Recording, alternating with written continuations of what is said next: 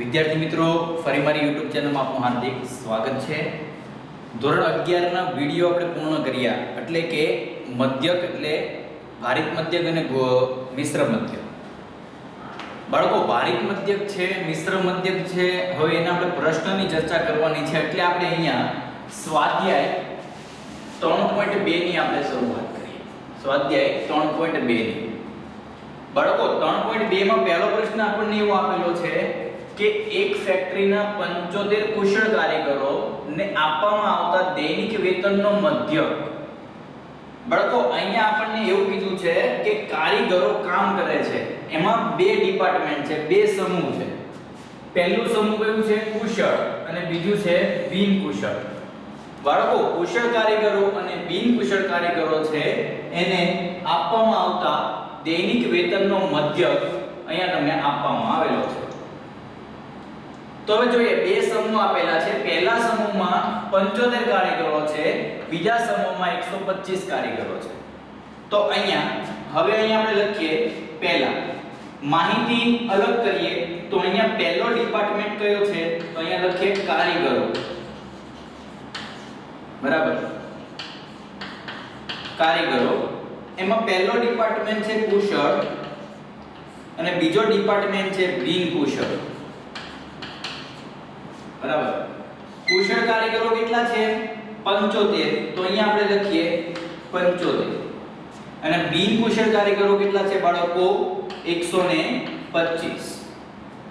75 છે એ આ અવલોકનની સંખ્યા દર્શાવે, એટલે પ્રથમ ડિપાર્ટમેન્ટ એટલે પ્રથમ સમૂહ એની માટે N1 અને બીજા એટલે કે બિન કુશળ કારીગર એટલે કે બીજો સમૂહ અવલોકનો એની માટે N2। બાળકો, હવે અહીંયા 75 અને 125 આ કુલ કારીગરોની સંખ્યા થઈ, એટલે N1 N2 કેટલા થઈ જશે? 200।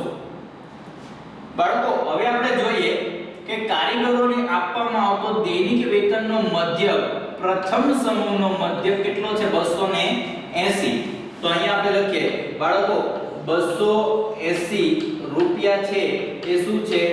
પ્રથમ સમૂહનો મધ્યક, એટલે ઈ x⁻1 છે, બરાબર, x⁻1। એ જ રીતના અહીંયા બિન કુશળ કારીગરોને આપવામાં આવતા દૈનિક વેતનનો મધ્યક 150 રૂપિયા છે। તો અહીંયા આપણે લખીએ 150 રૂપિયા બરાબર x⁻2। તો આ બીજા સમૂહનો મધ્યક થયો। હવે કીધું છે બધા જ કારીગરોનો વેતનનો મધ્યક શોધો। બધા જ કારીગરો એટલે કુશળ પણ અને બિન કુશળ પણ, એટલે આપણે કારીગરોનો મધ્યક મેળવવાનો છે, એટલે અહીંયા x⁻c બંને સમૂહને ભેગા કરીએ બાળકો, બરાબર, એટલે અહીંયા આપણે મિશ્ર મધ્યકનો પ્રશ્ન છે, એટલે કુશળ કારીગરો પ્રથમ સમૂહ, બિન કુશળ કારીગરો એટલે બીજો સમૂહ। તો પ્રથમ સમૂહ અને બીજા સમૂહને ભેગા કરવાના છે અને કુશળ અને બિન કુશળ કારીગરોનો મધ્યક મેળવવાનો છે। તો અહીંયા આપણને x⁻c ની ગણતરી થશે। બાળકો, હવે અહીંયા આપણે સૂત્ર મૂકીએ તો અહીંયા આવશે x⁻c બરાબર અહીંયા n1 x⁻1 n2 x⁻2 ના છેદમાં n1 n2। તો આ પ્રશ્નનું સૂત્ર છે। સૂત્રની અંદર આપણે કિંમત મૂકીએ, અહીંયા છે જ આપણી પાસે, જો n1 કેટલા છે? 75, તો અહીંયા આવશે 75 પછી x⁻1 280, તો અહીંયા 280 પ્લસ કેટલા છે? 125, તો અહીંયા આવશે 125 ઇન્ટુ કેટલા આવશે? 150 ના છેદમાં 200। હવે અહીંયા ગુણાકાર કરીએ તો 75 ગુણ્યા 280 કેટલા થશે? 21000। કેટલા થાય બાળકો? 21000 પ્લસ 125 ગુણ્યા 150 18750, એટલે કે અહીંયા 18750 ના છેદમાં અહીંયા આવશે 200। બંનેનો સરવાળો કરીએ તો કેટલા થાય? 39750। કેટલા આવશે બાળકો? 39750 ના છેદમાં 200। ભાગાકાર કરીએ તો આપણને જવાબ મળશે 198.75। અહીંયા આવશે 198.75 રૂપિયા. તો બધા જ કારીગરોનો મધ્યક આપણને કેટલો મળે છે? 198.75 રૂપિયા. બરાબર બાળકો, હવે આપણે અહીંયા પ્રશ્ન નંબર 2 ની શરૂઆત કરીએ. તો આ પહેલો પ્રશ્ન અહીંયા આપણો પૂર્ણ થાય છે. હજી એકવાર બોલું છું, બધા જ કારીગરોના વેતનનો મધ્યક શોધવાનો છે. તો અહીંયા પહેલા કુશળ કારીગરો અને બિન કુશળ કારીગરોને ભેગા કરો તો બધા જ કારીગરો થાય. તો બધા જ કારીગરો કુલ કેટલા છે? 200 છે. તો અહીંયા 200 કારીગરોનો મધ્યક મેળવીએ તો અહીંયા આપણે દર્શાવી શકાય કે કુશળ કારીગરો 75 અને બિન કુશળ કારીગરો 125.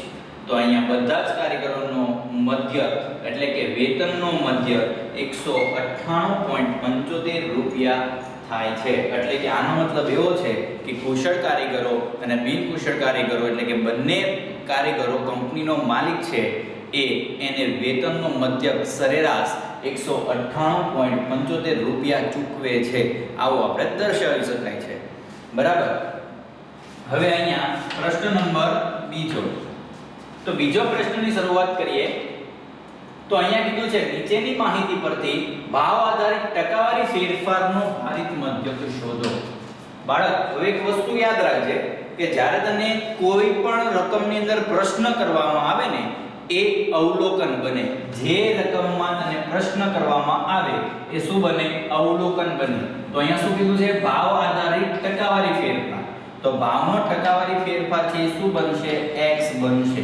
અને તેની સાથે ભાર આપવામાં આવે શું બને? w બને. તો હવે x અને w તને ખબર પડી ગઈ છે.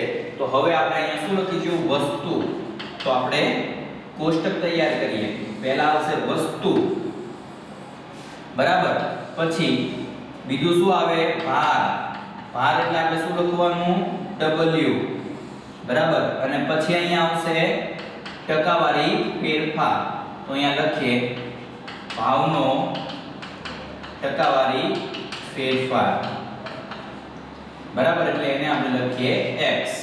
અને પછી છેલ્લું કોલમ આવશે xw. બરાબર. વસ્તુ આપણી પાસે શું છે? ચોખા. પછી ઘઉં, પછી ચા, ખાંડ અને છેલ્લે આવશે કઠોળ. બરાબર. હવે અહીંયા આપણે કોષ્ટક તૈયાર થઈ જાય પછી સૂત્ર મૂકવાનું છે. તો ભાર આવશે ચોખાનો ભાર 7, પછી 10, પછી 5, 8 અને લાસ્ટમાં 2. ભારનો સરવાળો કરીએ તો સિગ્મા w આપણને કેટલા મળશે બાળક? 32. કેટલા મળશે? 32. અહીંયા લખીએ 32. ભાવનો ટકાવારી ફેરફાર એટલે કે અહીંયા 134, પછી 125, પછી 115, 97 અને છેલ્લે 120. હવે આપણે શું કરવાનું છે? આ બંનેનો ગુણાકાર. કોનો? w અને x નો. પછી અહીંયા લખતું જવાનું છે. તો 7 ગુણ્યા 134 તો કેટલા થશે? 938. કેટલા આવશે? 938. 10 ગુણ્યા 125 તો અહીંયા 1250. 5 ગુણ્યા કેટલા આવશે? 115 તો અહીંયા 575. 8 ગુણ્યા 97 776. કેટલા આવશે? 776. 2 ગુણ્યા 120 240. હવે આપણે સરવાળો કરીએ તો કેટલા મળશે? 3779. એટલે કે અહીંયા સિગ્મા xw બરાબર 3779. બાળકો, કોષ્ટક તૈયાર થઈ જાય એટલે સૂત્રમાં કિંમત મૂકવાની. અહીંયા આવશે x બાર w સિગ્મા xw ના છેદમાં સિગ્મા w. તો અહીંયા આવશે 3779 ના છેદમાં 32. ભાગાકાર કરીએ તો આપણને જવાબ મળશે 118.09. અહીંયા શું મળશે? 118.09. આ શું દર્શાવે છે? ટકાવારી ફેરફાર. શું દર્શાવે બાળકો? ટકાવારી ફેરફાર. તો અહીંયા આપણે આ બે પ્રશ્ન પૂર્ણ થાય છે. હજી એકવાર કહું છું કે તમને રકમની અંદર જે પ્રશ્ન કરવામાં આવે તે અવલોકન બને.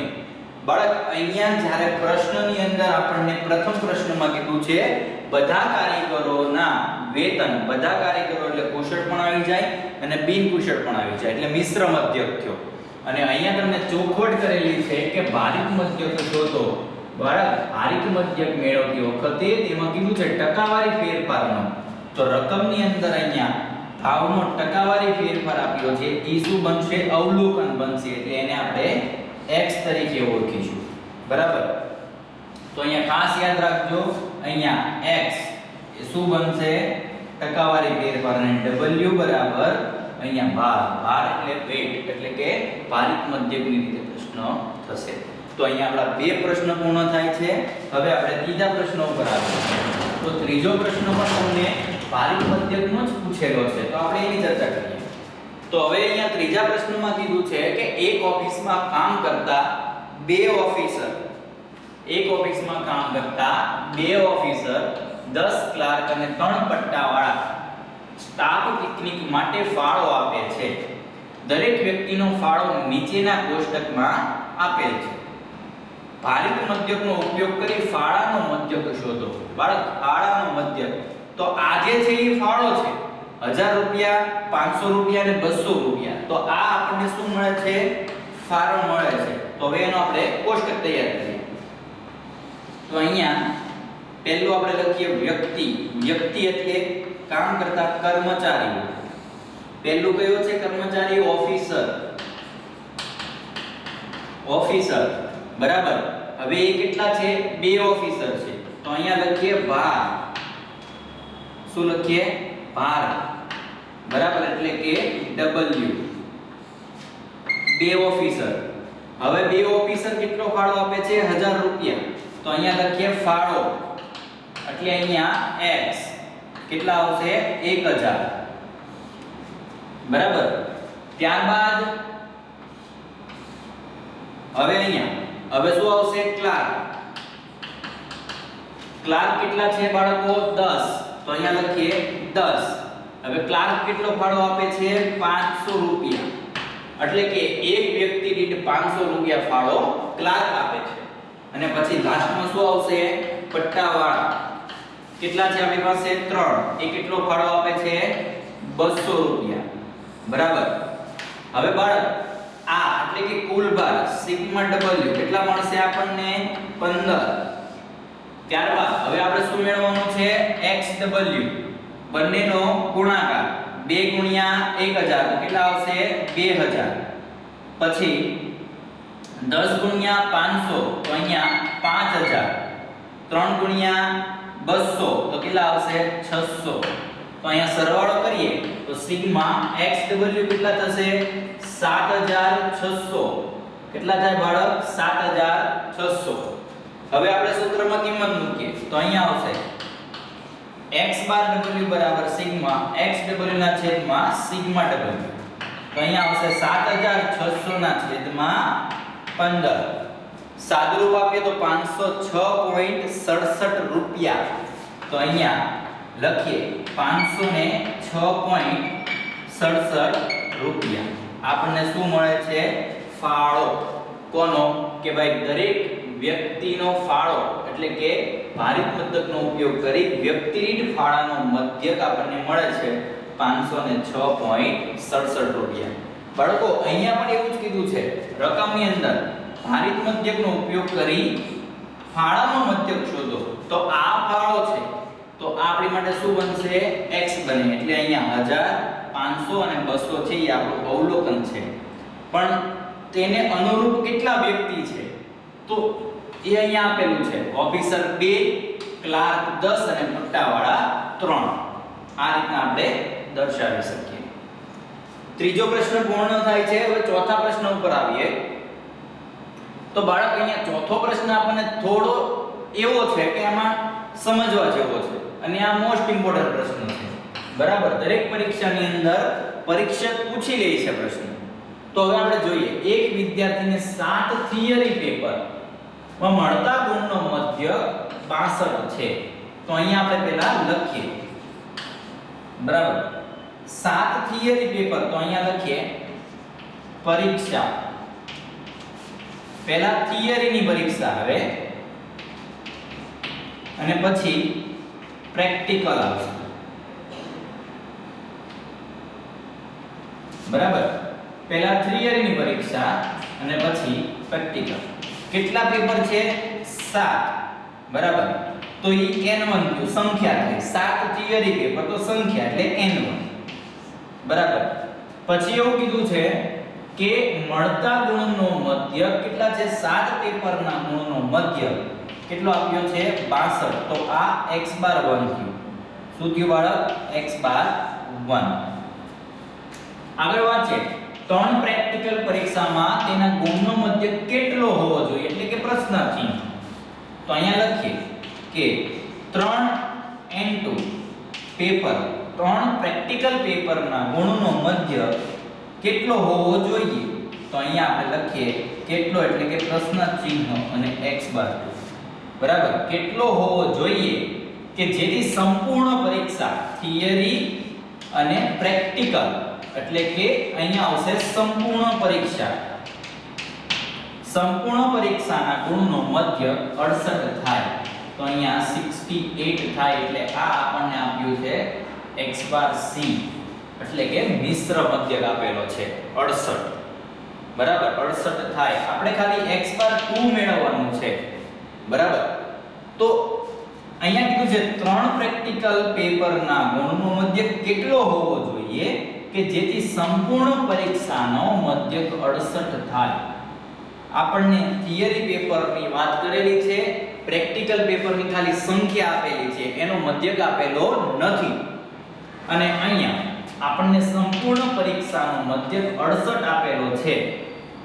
બરાબર. અને અહીંયા કીધું છે બંને પરીક્ષાના ગુણ કેવા છે? સરખા છે. તો હવે આપણે શું કરીએ? સૂત્રમાં કિંમત મૂકીએ. તો અહીંયા આવશે x બાર c બરાબર n1 x બાર 1 n2 x બાર 2 ના છેદમાં n1 n2. x બાર c કેટલા છે? 68. બરાબર. n1 કેટલા આપેલા છે? 7. x બાર 1 62 n2 3 x બાર 2 નથી એટલે તે જ લખવાનું. 7 3. બરાબર. તો આ રીતના કિંમત મૂકી આપણે અને સાદુરૂપ આપીએ. બાળક 7 3 એટલે 10. આ ભાગાકાર ઉપર આવે તો ગુણાકાર. તો અહીંયા થઈ જશે 680. 7 ગુણ્યા 62 કેટલા થશે? 434. અહીંયા આવશે 434 પ્લસ 3 x બાર 2. આ પ્લસ આ બાજુ આવશે તો માઈનસ. તો અહીંયા 680 માઈનસ 434 બરાબર 3 x બાર 2. સાદુરૂપ આપીએ તો કેટલા વધશે? 246. અહીંયા વધે 246 બરાબર 3 x બાર 2. આ ગુણાકાર છેદમાં આવે તો ભાગાકાર. તો અહીંયા x બાર 2 બરાબર 246 ના છેદમાં 3. તો અહીંયા x બાર 2 બરાબર કેટલા આવશે બાળક? 82. કેટલા આવશે? 82. તો અહીંયા 82. તો આપણને ગુણ પ્રાપ્ત થાય છે કોના? કે પ્રેક્ટિકલ જે 3 પેપર છે એની સંખ્યા આપણને 82 મળે એટલે કે એનો મધ્યક ગુણ કેટલા મળે? 82. તો જ સંપૂર્ણ પરીક્ષાના મધ્યક આપણને કેટલા મળશે? ગુણનો 68 મળશે. બાળક આ આપણો સ્વાધ્યાય 3.2 અહીંયા પૂર્ણ થાય છે. આગામી વિડિયોની અંદર આપણે સ્વાધ્યાય 3.3 ની શરૂઆત કરીશું. એ પહેલા ગુણોત્તર મધ્યકની ચર્ચા કરીશું. આપણે પહેલા શું જોયું? સમાંતર મધ્યક. સમાંતર મધ્યક એટલે કે મધ્યક. એની અંદર અવર્ગીકૃત માહિતી માટે મધ્યક મેળવી લ્યો, પછી અસતત આવૃત્તિ વિતરણ, પછી સતત આવૃત્તિ વિતરણ. બાળક ત્યારબાદ આપણે ભારિત મધ્યક અને મિશ્ર મધ્યકની ચર્ચા કરી. અને આજના વિડિયોની અંદર આપણે બાળક અહીંયા પ્રશ્ન નંબર 1 2 3 4 એટલે કે સ્વાધ્યાય 3.2 ની ચર્ચા કરી. હવે આપણે શરૂઆત કરવાની છે ગુણોત્તર મધ્યક. અને ગુણોત્તર મધ્યકની અંદર આપણે સ્વાધ્યાય 3.3 પૂર્ણ કરીશું અને ત્યારબાદ આપણે મધ્યસ્થ ઉપર આવીશું. બાળક અહીંયા આ જે છે પ્રશ્ન નંબર પહેલો, બીજો, ત્રીજો, ચોથો, આ 4 પ્રશ્નો છે. એ પ્રશ્નની ચર્ચા આપણે અત્યારે કરી ચૂક્યા છીએ. બરાબર. તો એકવાર એને જોઈ લઈએ. બરાબર. પ્રશ્ન નંબર પહેલો, એમાં બધા કારીગરોનું કીધું હતું એટલે મિશ્ર મધ્યક આવ્યું. અહીંયા ટકાવારી ફેરફારનો ભારિત મધ્યક હતો એટલે અહીંયા ભારિત મધ્યકનો ઉપયોગ કર્યો પ્રશ્ન નંબર પહેલો, પ્રશ્ન નંબર બીજો. ત્યારબાદ હવે આપણે પ્રશ્ન નંબર ત્રીજો જોવાનો છે. તો પ્રશ્ન નંબર ત્રીજો એમાં પણ આપણને ફાળાનો મધ્યક કીધું હતું. બરાબર, ફાળાનો મધ્યક પ્રશ્ન નંબર ત્રીજો. તો એ પણ ભારિત મધ્યકની રીતે ચર્ચા કરી. ત્યારબાદ વિદ્યાર્થીને પરીક્ષામાં ગુણ એટલે કે મિશ્ર મધ્યકમાં મિસિંગ ઇન્ફોર્મેશન હતી. જો અહીંયા છે x2 મેળવવાનું હતું, તો એના પરથી આપણે મિશ્ર મધ્યકનું સૂત્ર મૂકી સાદુરૂપ આપીને આપણે ગુણનો મધ્યક મેળવીએ છીએ. બરાબર, તો અહીંયા આપણે આ વિડિયો પૂર્ણ કરીએ છીએ. નેક્સ્ટ વિડિયોની અંદર ગુણોત્તર મધ્યકની ચર્ચા કરીશું. બાળકો, હવે અહીંયા આપણે આ વિડિયો પૂર્ણ કરીએ અને નેક્સ્ટ વિડિયોમાં ગુણોત્તર મધ્યકની ચર્ચા કરીએ. તો ધન્યવાદ.